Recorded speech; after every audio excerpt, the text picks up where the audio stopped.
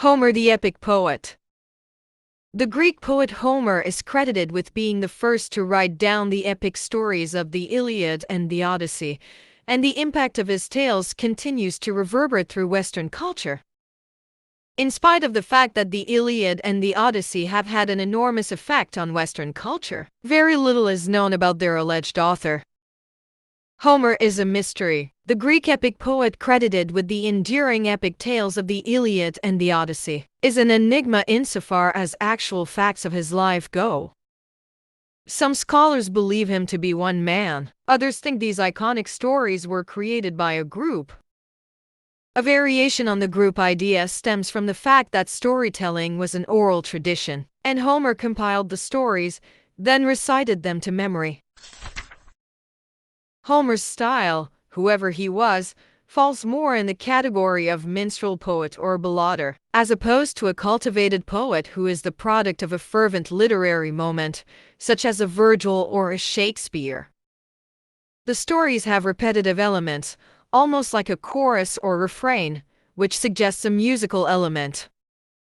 However, Homer's works are designated as epic rather than lyric poetry, which was originally recited with a lyre in hand, much in the same vein as spoken word performances. All this speculation about who he was has inevitably led to what is known as the Homeric question, whether he actually existed at all. This is often considered to be the greatest literary mystery. When was Homer born? Much speculation surrounds when Homer was born because of the dearth of real information about him.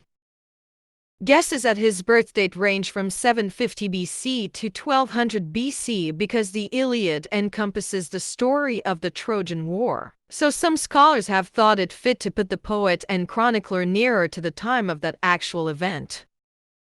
But others believe the poetic style of his work indicates a much later period. Herodotus, often called the father of history, placed Homer several centuries before himself, around 850 BC. Part of the problem is that Homer lived before a chronological dating system was in place.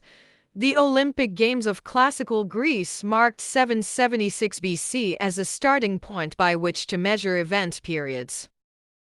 In short, it is difficult to give someone a birth date when he was born before there was a calendar. Where was Homer born? Once again, the exact location of Homer's birth cannot be pinpointed, although that doesn't stop scholars from trying.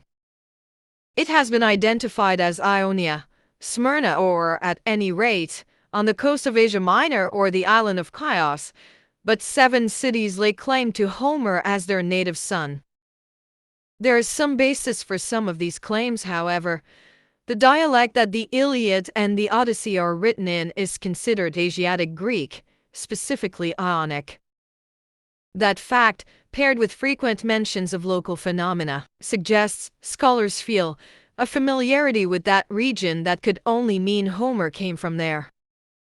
The dialect helps narrow down his lifespan by coinciding with the development and usage of language in general. Still, his poetries were so famous that this particular dialect became the norm for much of Greek literature. What was Homer like? Virtually every biographical aspect ascribed to Homer is derived entirely from his poems. Homer is thought to have been blind, based solely on a character in the Odyssey, a blind poet or minstrel called Demodokos. A long disquisition on how Demodokos was welcomed into a gathering and regaled the audience has been interpreted as Homer's hint as to what his own life was like. As a result, many busts and statues have been carved of Homer with thick curly hair, a beard, and sightless eyes. Homer and Sophocles saw clearly, felt keenly, and refrained from much, wrote Lane Cooper, in The Greek Genius and Its Influence, Select Essays and Extracts in 1917, ascribing an emotional life to the writer. The Iliad and the Odyssey. Homer's to epic poems have become archetypal roadmaps in world mythology. The stories provide an important insight into early human society and illustrate, in some aspects, how little has changed. Even if the Iliad itself seems unfamiliar, the story of the siege of Troy, the Trojan War, and Paris' kidnapping of Helen, the world's most beautiful woman, are all familiar characters or scenarios. Some scholars insist that Homer was personally familiar with the plain of Troy due to the geographical accuracy in the poem. The Odyssey picks up after the fall of Troy. Further controversy about authorship springs from the differing styles of the two long narrative poems, indicating they were composed a century apart, while other historians claim only decades.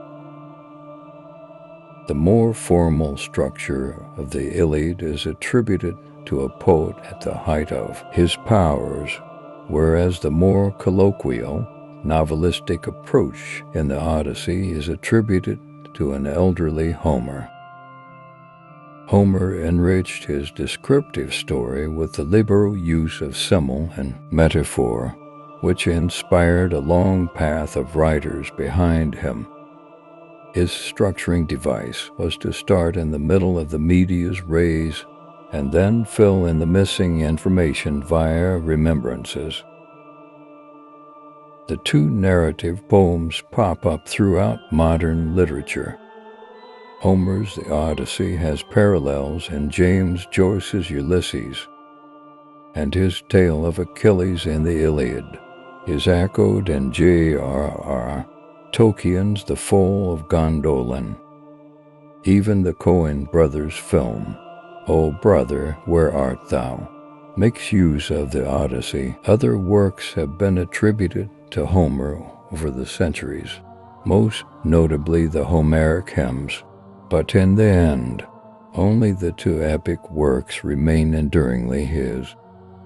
For the Greeks, Homer was a godfather of their national culture, chronicling its mythology and collective memory in rich rhythmic tales that have permeated the collective imagination.